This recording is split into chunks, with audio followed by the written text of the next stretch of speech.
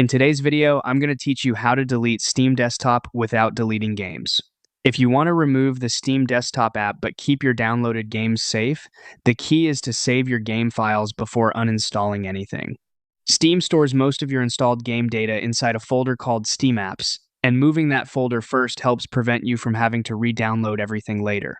Start by opening your Steam installation folder. In most cases, you'll find it in C, Program Files PyX86 Steam.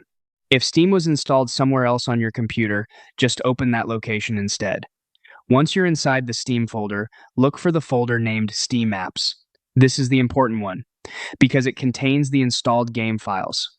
Next, move the Steam Apps folder to a safe place. You can drag it to your desktop if you just need a quick temporary location, or move it to another drive if you want to keep it more securely stored. The goal here is simply to make sure your game files are outside the main Steam folder before you uninstall the app. Depending on how many games you have installed, this move may take a little while, so give it time to finish completely before going to the next part. After that, you can uninstall Steam safely. Open the Windows Start menu, then go to Settings, then Apps, then Installed Apps. On some systems, this may appear as Add or Remove Programs.